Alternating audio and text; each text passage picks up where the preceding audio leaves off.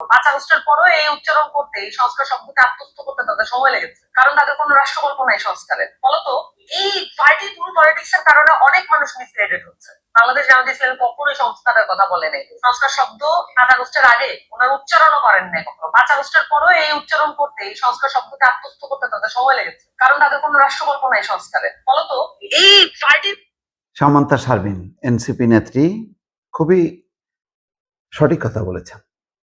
আসলে 5ই আগস্টের আগে বিএনপি একমাত্র 31 দফার সংস্কার প্রস্তাব সবাই জানে, এটা একদম প্রতিষ্ঠিত। একটু চিন্তা করে দেখেন, 5ই আগস্ট তো আর বেশি দিন আগে না, মাত্র 2 বছর আগে। 5ই আগস্টের আগে কোনো রাজনৈতিক দলের সংস্কার প্রস্তাব সামনে আসছে, হাজির করেছে আনুষ্ঠানিকভাবে, নজির নেই, একমাত্র বিএনপি ছাড়া। বিএনপির 31 দফার সংস্কার প্রস্তাব, যেখানে ছিল পার্লামেন্ট দ্বিকক্ষের, যেখানে ছিল প্রধানমন্ত্রীর এবং রাষ্ট্রপতির মধ্যে ক্ষমতার ভারসাম্য, যেখানে ছিল প্রধানমন্ত্রীর ক্ষমতার মেয়াদ হচ্ছে 10 বছর করা, এই সমস্তগুলো সংস্কার প্রস্তাব নিয়ে তারা সেমিনার করেছে, সিম্পোজিয়াম করেছে, আনুষ্ঠানিকভাবে কথা বলেছে। কিন্তু তার বাইরে জামাতের, ধরেন তখন বুঝলাম যে তারা তাদের মিডিয়াতে অ্যাক্সেস ছিল না, কিন্তু তারা কি কোনো ঘোষণাপত্র সামনে এনেছে যে তাদের 10 দফা বা 15 দফা বা 20 দফা কোনো সংস্কার প্রস্তাব আছে? নেই।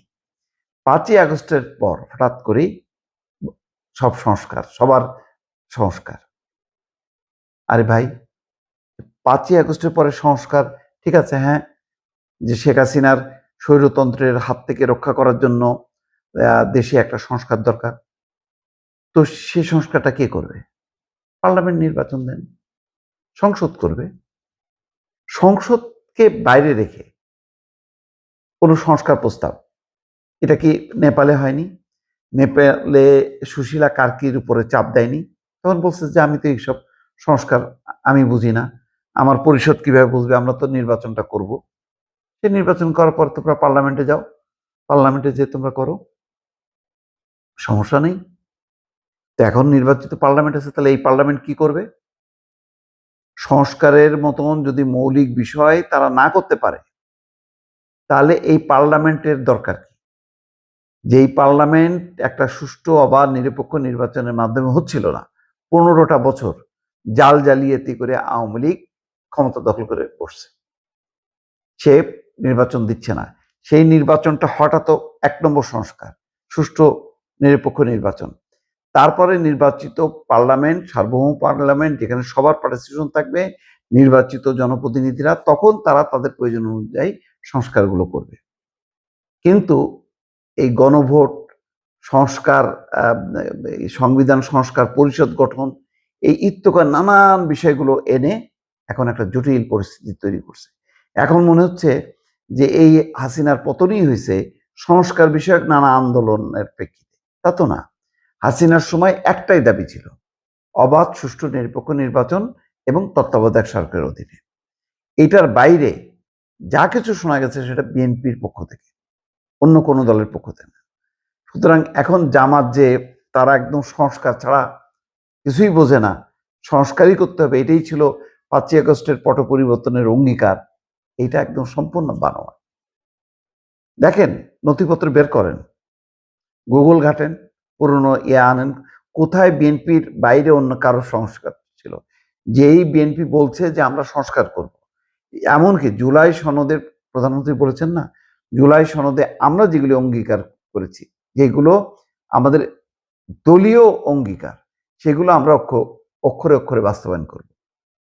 তাহলে সেই পার্লামেন্টে যখন কি সংবিধান সংস্কার কমিটি হয়, সেই কমিটিতে কেন জামাত বা এনসিপি তারা অংশ নেয় না? আগে ওইটা কি মানে যদি ফেল করে তখন না হয় বলা যায় যে না ঠিক আছে, এটা সংসদের মাধ্যমে হচ্ছে না, সংসদের বাইরে আবার নিয়ে যাওয়া হোক এবং ওই সুশীল সমাজের তাদেরকে ডাকা হোক, তারা করে দিক, সংসদ এটা বাস্তবায়ন করবে। আগে তো সংসদ ব্যর্থ হইতে হবে, এই হচ্ছে এখন।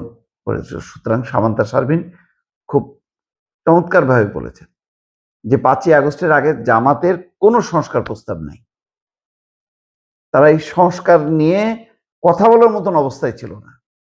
এখন মনে হচ্ছে যেন তারাই সবসময় কথা বলেছে। এনসিপি নেতারা কোথায় ছিল? তাদের ছিল কোটা সংস্কার আন্দোলন, সেখান থেকে এক দফার আন্দোলন হলো, তখন রাজনৈতিক দলগুলো ইনভলভমেন্ট হয়ে গেছে। তাহলে তাদেরও কোথায় পূর্ণাঙ্গ কোনো সংস্কার প্রস্তাব ছিল কিনা? ছিল না তো। তাহলে সংস্কার প্রস্তাব কি কি সংস্কার হবে এইগুলো পার্লামেন্টে নিয়ে আসতে, পার্লামেন্টে কমিটির মাধ্যমে 100টা সংস্কার প্রস্তাব করুক, সমস্যা নেই তো, কিন্তু সেটা তো পার্লামেন্টকে ইনভলভ করতে হবে।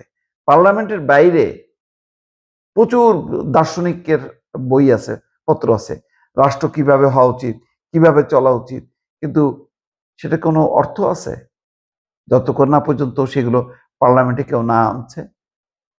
এখন খামোখায় এই সংস্কার বাস্তবায়নের নাম করে আহ, এখন যে সংসদের যে পরিস্থিতি দাঁড়াচ্ছে, এইটা কোনোভাবেই ভালো লক্ষণ না।